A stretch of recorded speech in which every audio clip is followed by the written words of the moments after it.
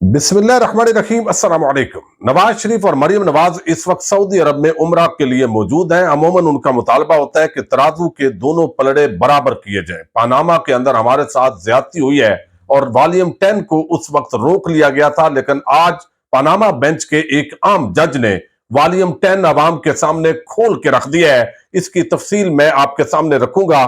शहबाज शरीफ की छुट्टी यकीनी है। एतजाज अहसन ने चीफ जस्टिस उमर अता बंदयाल को बड़ा आम पैगाम जारी किया है।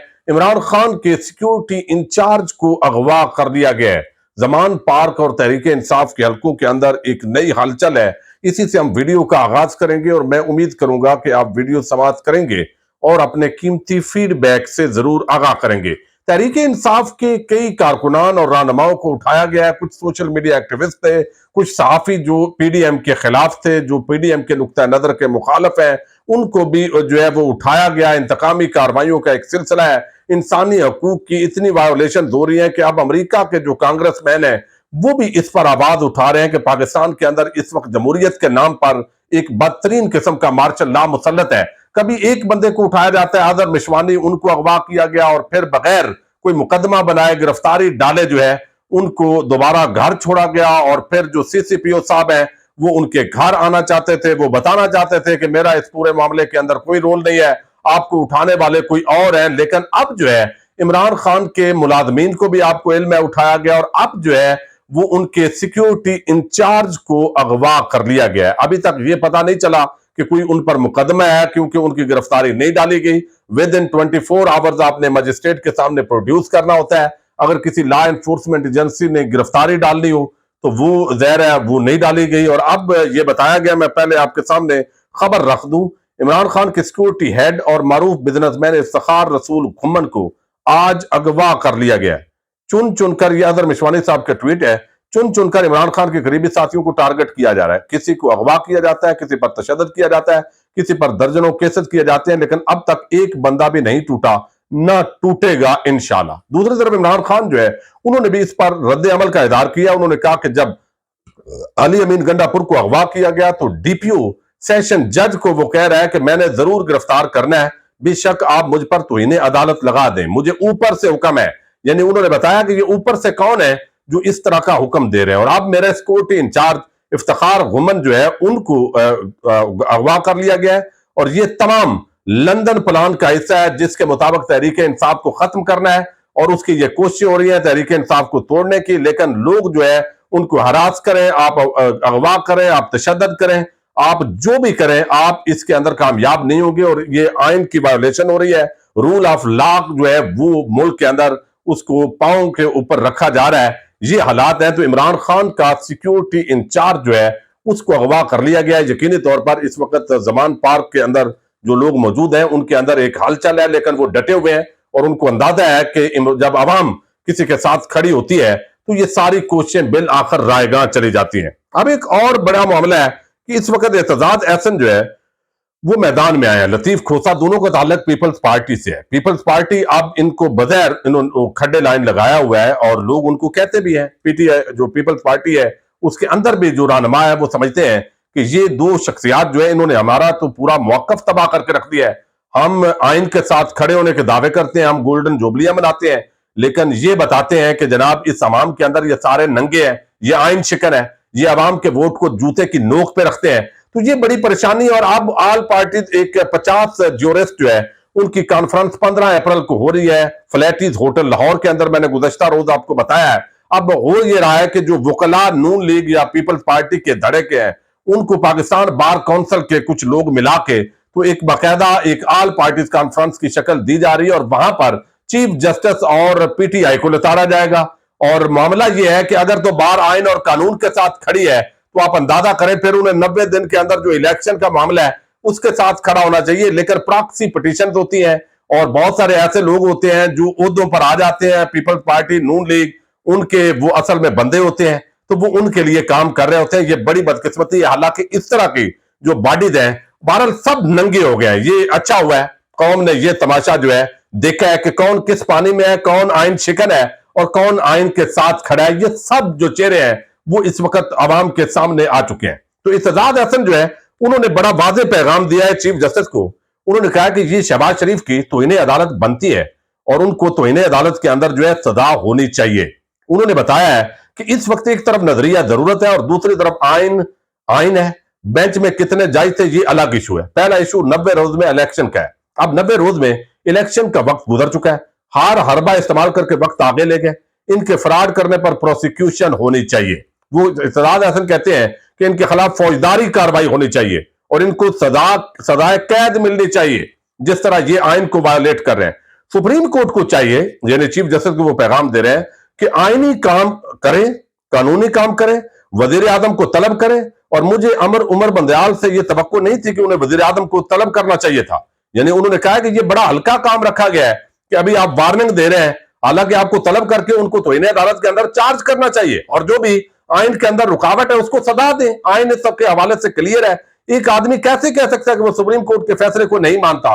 अगर वो शहबाज शरीफ है, काबीना है, उसको ये इख्तियार ही हासिल नहीं है। फुल कोर्ट का मुतालबा इसलिए है कि ये इलेक्शन में नहीं जाना चाहते। इलेक्शन के 5 रुकने या 3 रुकने बेंच सुप्रीम कोर्ट का होता है। इस तरह पाकिस्तान तहरीक इंसाफ हो या कोई भी हो, उसको ये फैसिलिटी मिलती है और ये कानून के मुताबिक जो है वो मामलात होते हैं। लिहाजा एतजाज हसन ने चीफ जस्टिस को पैगाम दिया है कि आपने अभी काम हल्का रखा है, आपको शहबाज शरीफ को तलब करना चाहिए, कंटेम्प्ट ऑफ कोर्ट लगानी चाहिए और जिस तरह ये आइन को तोड़ रहे हैं तो आपको चाहिए कि इनके खिलाफ फौजदारी कार्रवाई का आगाज हो ताकि लोग इबरत पकड़े और आइंदा कोई आइन शिकन जो है वो आइन को पांव तले ना रौंद सके। तो इस वक्त जो है वो अवाम भी चार्ज हो गई है। चीफ जस्टिस उमर अता बंदयाल ने जो 8 रुकने बेंच बना दिया है, इसने तो सही दुम पे पैर रखा है और अब इस वक्त जो है वो चीखो पुकार सुनने वाली है। अगली वीडियो के अंदर उस पर हम तफसील से बात करेंगे।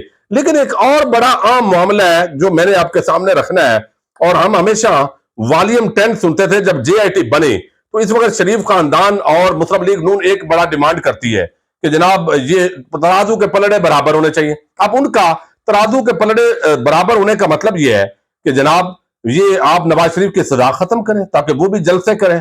अब वो तराजू के पलड़े ये तो नहीं है कि भाई अगर लंदन में इमरान खान की जायदाद नहीं है तो फिर तराजू का पलड़ा तो तब होगा जब एवनफील्ड अपार्टमेंट इमरान खान को दे दे या उस तरह का एक उसको दे दे और कहा जाए कि जनाब अब तराजू का पलड़ा बराबर है। करप्शन जो है वो आप पकड़े, वो मामला नहीं है। तो अब जो JIT थे उसके अंदर नवाज शरीफ को सजा क्यों देगी और वैसे उनको बचाया गया था। आज पनामा बेंच के एक आम जज जो है उन्होंने ये भांडा फोड़ दिया है कि जनाब ये जो कहा जाता है ना बेटे से तनख्वाह ना लेने की वजह से हटाया गया है, बेशक हटाया क्यों किया गया है और वॉल्यूम 10 में है क्या, थोड़ा सा आप तवज्जो से सुनिएगा। ये जो जिल्द 1 थे, वॉल्यूम 1, उसके अंदर तहकीकात का खुलासा था। ये इस वक्त मेरे हाथ में अदालत बनाम नवाज शरीफ, ये सारा जो केस है इस किताब के अंदर बड़ा जबरदस्त तरीके से सारी A to Z जो कार्रवाई थी वो दी हुई है। उसका वॉल्यूम 2 था गवाहान के बयानात और उनका तज्जिया। Number 3 Gulf Steel Mills. Number 4 Avenfield apartments की मलकियत। नंबर 6 कतरी खतूत। नंबर 7 हिल मेटल्स का क्याम और तहफ। नंबर 8 फ्लैगशिप इन्वेस्टमेंट लिमिटेड और कंपनीज। नंबर 9 नैब और FIA के केसेस। जिल्द नंबर जो है वो आगे 9 है हदैबिया मिल्स केस। और फिर एलानिया गैर जराए आमदन से बढ़कर असासे मियां मोहम्मद नवाज शरीफ। जिल्द नंबर जो 11 है एलानिया जराए आमदनी से बढ़कर असासे दीगर मुद्दालान। और बल्कि 10 नंबर जो है उसके अंदर बताया गया कि म्यूचुअल लीगल असिस्टेंट रिक्वेस्ट।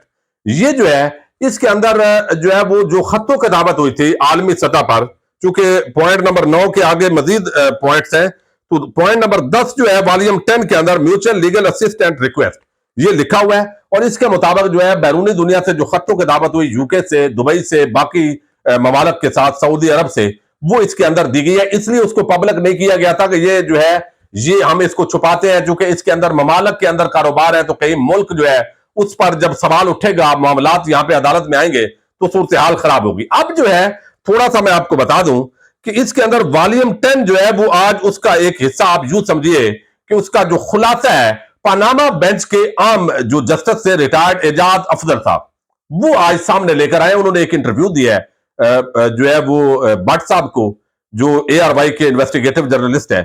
वो बताते हैं कि वॉल्यूम 10 में शरीफ खानदान के मुख्तलिफ ममालिक के माली मामलात के सबूत हैं। अब देखिए पूरी कौम ये डिमांड कर रही है कि वॉल्यूम 10 खोला जाए ताकि ये जो कहते हैं ना तराजू के पलड़े बराबर हो तो जरा इनके करतूत तो सामने आए। وہ کہتے ہیں مختلف ممالک میں ان کے مالی معاملات کے ثبوت ہیں والیوم 10 میں. والیوم 10 میں ریاست کے خلاف والی کوئی بات نہیں تھی، یعنی ایسا معاملہ نہیں تھا کہ اس کو چھپایا جاتا کہ کوئی ریاست پر حملہ ہو گیا ہے تو لہذا اس بنیاد پر بھی انہوں نے کہا یہ چھپانا نہیں چاہیے، ظاہر ہے اگر یہ معاملہ نہیں تھا. پھر وہ کہتے ہیں جے آئی ٹی کے لیے واٹس ایپ والے معاملے پر جو ہے وہ کہتے ہیں کہ اس کو خواہ مخواہ اچھالا گیا. ہم نے جے آئی ٹی کے لیے حکومت سے نام مانگے تو کچھ نام بھیجے گئے، جب ان ناموں کو چیک کیا گیا تو ان کی دیانتداری پر بہت سوالات تھے. پھر رجسٹرار نے روٹین میں چیئرمین ایس سی سی پی کو واٹس ایپ پر نئے نام دینے کا میسج کیا.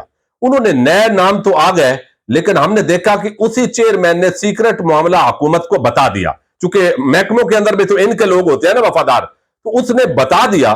جب بتایا تو اس پر میں نے آبزرویشن دی کہ یہ تو حکومت کے زیر اثر ہے تو ہم کس طرح ان کا اعتبار کر سکتے ہیں. رجسٹرار کو تحریری طور پر بھی نام مانگنے چاہیے تھے لیکن انہوں نے روٹین میں واٹس ایپ کر دیا. یہ رجسٹرار کی غلطی ہے، اس کو بنیاد پر بنا کر یہ what's app per J I T بنائی گئی، واٹس ایپ پر بنائی گئی. پھر وہ کہتے ہیں جسٹس ریٹائر اعجاز افضل صاحب کہ جسٹس کھوسہ اور جسٹس گلزار نے پاناما کے پہلے فیصلے ہی میں ان کو جو ہے وہ نااہل قرار دے دیا، قصوروار ٹھہرایا. ان دونوں ججز نے کہا کہ نواز شریف کی اسمبلی میں تقریر اور قطری خط سب کچھ غلط ہے. جب میں 3 رکنی بینچ کا سربراہ بنا تو نون لیگ کی جانب سے مٹھائی تقسیم کی گئی. وہ کہتے ہیں دوران سماعت اقامہ اور کمپنی سے معاہدہ سامنے آیا جسے وکلاء نے تسلیم کر لیا. تنخواہ نواز شریف کے اکاؤنٹ میں آتی رہی لیکن اس کا ظاہر نہیں کیا گیا. قانون کہتا ہے کہ کاغذات جمع کراتے وقت پچھلے سال جون تک اثاثے ظاہر کرنے ہیں. تنخواہ جنوری 2013 میں واپس کی گئی مگر جون 2012 کو تنخواہ لے رہے تھے جو ظاہر نہیں کی گئی. تو یہ اپنے بیٹے کی کمپنی میں 10,000 جو درہم ہے اس کے یہ ملازم تھے نواز شریف. پھر وہ کہتے ہیں کہ تنخواہ ظاہر کرنا بھول گئے تھے، اگر یہ بھی بتا دیتے تو معاملہ جو ہے وہ سیٹل ہو سکتا تھا لیکن انہوں نے اس کو تسلیم کر لیا. میں کسی کی بھی ساری زندگی کے لیے نااہلی کے خلاف ہوں. قطری خط ایک مفروضہ تھا جس کو نواز شریف ثابت نہ کر سکے، یعنی قطری خط میں جھوٹ بولا گیا شریف خاندان کی طرف سے. پھر وہ کہتے ہیں جب وہ اصل دستاویز جے آئی ٹی نے لی تو معاملہ کھلا. 2006 میں تو کیلبری فونٹ کمرشل ہی نہیں تھا. مریم نواز نے دستاویز کو جعلی کہا تو معاملہ متنازع ہونے پر ہم نے اسے چھوڑ دیا. اسی دوران اقامہ سامنے آ گیا اور اس میں ایک معاہدہ اور کمپنی آ گئی. کمپنی میں نواز شریف کو بورڈ آف گورنر کا چیئرمین بنا کر 10,000 درہم ماہوار تنخواہ مقرر ہو گئی. اب وہ کہتے ہیں 2006 سے شروع یہ تنخواہ جنوری 2023 تک نواز شریف کے اکاؤنٹ میں جاتی رہی. نواز شریف کے وکلاء خواجہ حارث اور سلمان اکرم سے پوچھا گیا تو دونوں نے اس بات کو تسلیم کر لیا. تنخواہ نکلوائی نہیں گئی لیکن نکلوانے کا اختیار رکھتے تھے، وہ انہی کی ملکیت تھی. اگر یہ نواز شریف کی ملکیت نہیں تھی تو بیٹے کو لاکھوں درہم کیسے واپس کر دیے تھے؟ یہ بھی ایک عام سوال وہ کہتے ہیں ہمارے سامنے آیا.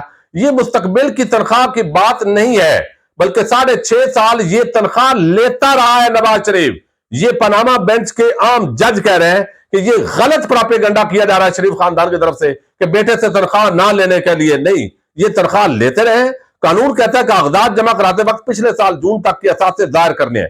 تو نور گامے کو اثاثے چھپانے پر سزا ہو سکتی ہے تو نواز شریف کو کیوں نہیں؟ زیادتی کرنے والے مجرم کو سزا کے 3 سال بعد انتخابات لڑنے کی اجازت ہے تو پھر ان کو کیوں نہیں؟ یہ ساری چیزیں جو ہے وہ کھل کر انہوں نے بتایا ہے کہ پاناما جے آئی ٹی کے اندر کوئی ایسا معاملہ نہیں تھا کہ جس کی وجہ سے کوئی دوسرے ملک کے ساتھ معاملات بگڑتے، لیکن ظاہر ہے شریف خاندان کو بچایا بھی جاتا ہے، ساتھ ہلکا سا زخمی کیا جاتا ہے تاکہ وہ زیادہ نہ چڑھ جائے اداروں پر.